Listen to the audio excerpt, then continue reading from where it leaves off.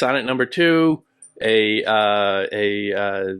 same essential problem, but something a different spin than the previous one. When 40 winters shall besiege thy brow, and dig deep trenches in thy beauty's field, thy youth's proud livery, so gazed on now, will be a tattered weed of small worth held. Then being asked where all thy beauty lies, where all the treasure of thy lusty days, to say within thine own deep sunken eyes, were an all-eating shame and thriftless praise. How much more praise deserved thy beauty's use, if thou couldst answer, this fair child of mine shall sum my count, and make my old excuse, proving his beauty by succession thine. This were to be new made when thou art old, and see thy blood warm when thou feedst in cold. So the same basic project of trying to make the case that you are being unfair by not sharing yourself with future generations. The same basic turn where you have the three quatrains building the problem on a kind of emotional level. Notice that that kind of aggressive start to it. When 40 winters shall besiege thy brow and dig deep trenches in thy beauty's field. Consider the vanity that he is presuming on his subject's part, and the kind of visceral nastiness at play, talking about deep trenches in thy beauty's field. Wrinkles, quite frankly, but that is a little hostile in the approach there. Thy youth's proud livery, so gazed on now, will be a tattered weed of small worth held. You know, that's just getting really intense. That's really hitting this vain young man where he lives. Then being asked where all thy beauty lies, where all the treasure of thy lusty days, to say within thine own deep sunken eyes. Oof, that's rough. Were an all-eating shame and thriftless praise. All eating, more self-consumption, or more consumption in general, but a selfishness to that. How much more praise deserved thy beauty's use, if thou couldst answer, this fair child of mine shall sum my count and make my old excuse, proving his beauty by succession thine.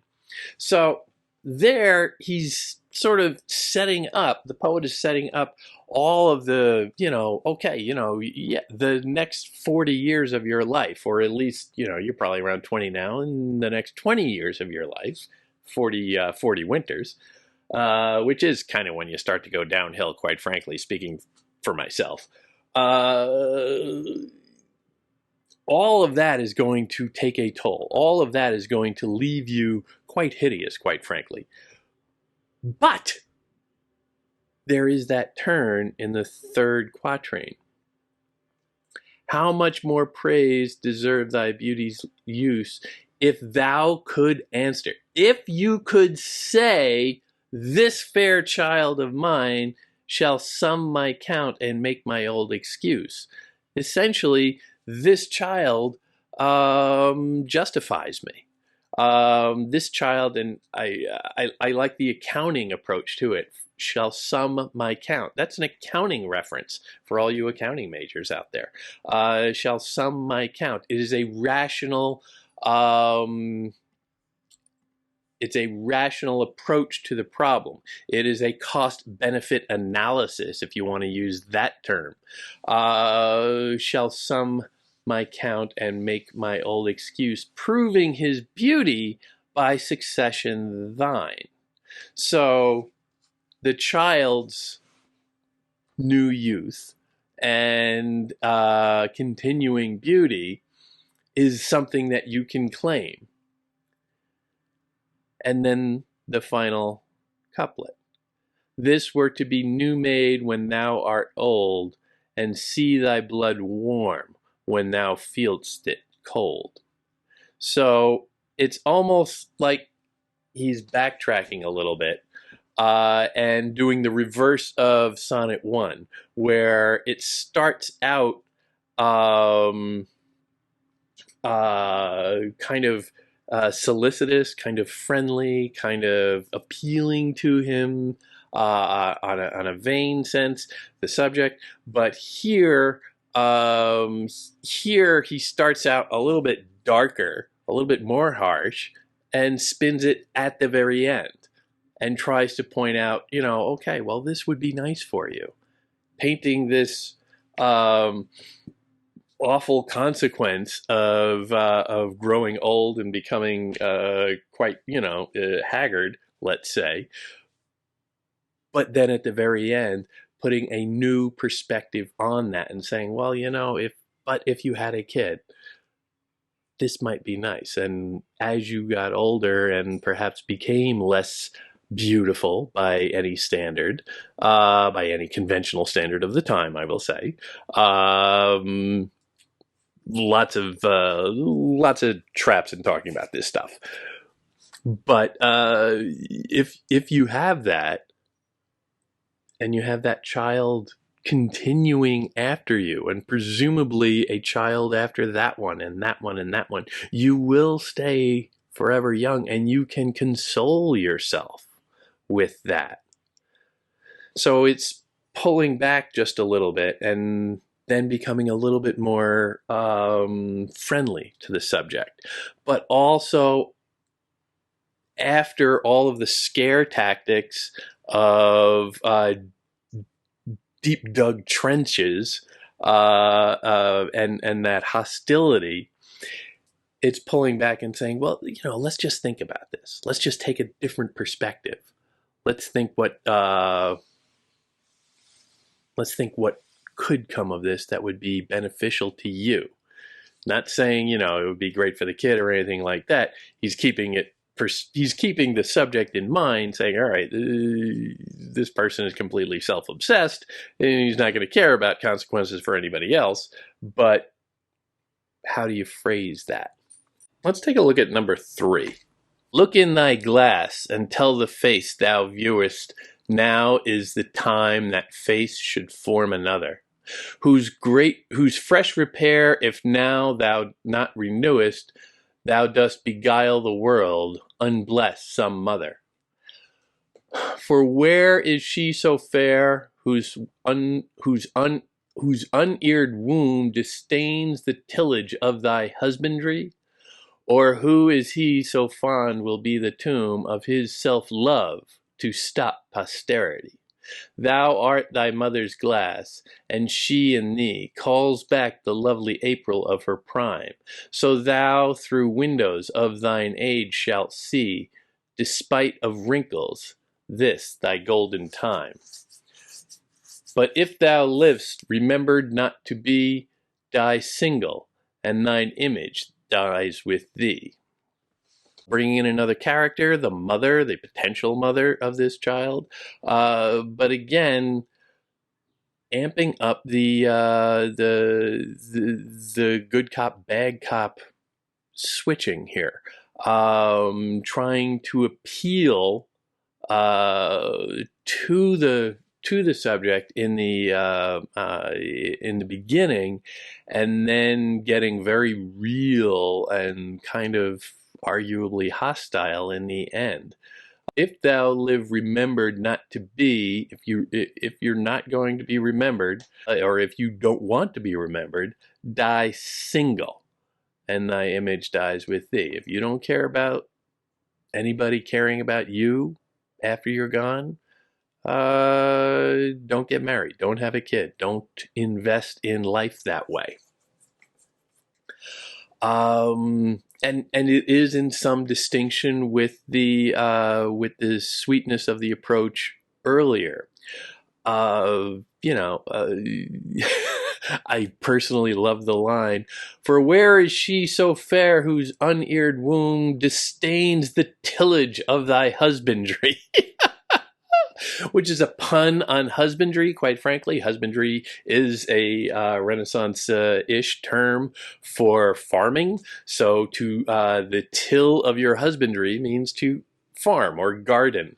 And of course, husband also is something else, and husbandry is the act of being a husband, I suppose, in this thing. So if you are a husband and you are tilling your field, well, we know what that means. And Shakespeare is here having a nice little pun for us, and he is loaded with them. He makes dirty jokes all the time, and they're fun to stumble across. But you can see that joy of life in the beginning, an emotional response to life, let's say. Sometimes it's emotional fear, sometimes it's emotional anger, sometimes it's emotional, happy, sometimes it's emotional sentimental. But it is an emotional response to the fullness of life, and it builds on that until the very end, when something gets much more direct in a rational, intellectual way. And that contrast is very much part and parcel of what the Renaissance is about.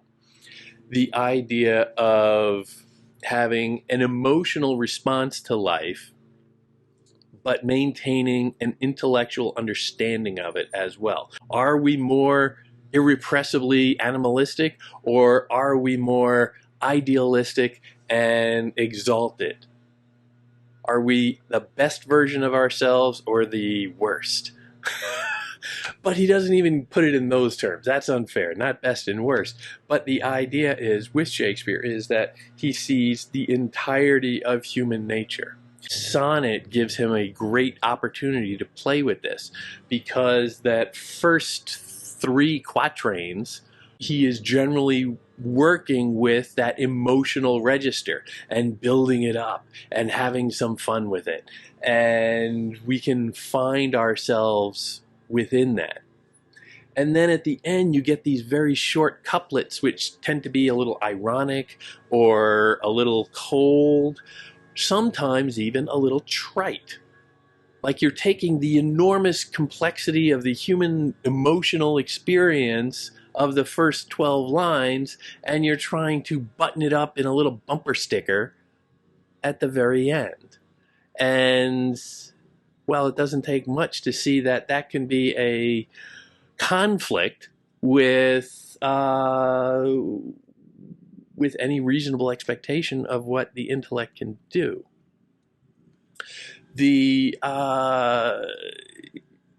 That inability then, that weakness then becomes a statement in itself. The weakness of a couplet at the end can suggest that the intellectual capacity cannot overwhelm or even encompass the emotional capacity of humanity.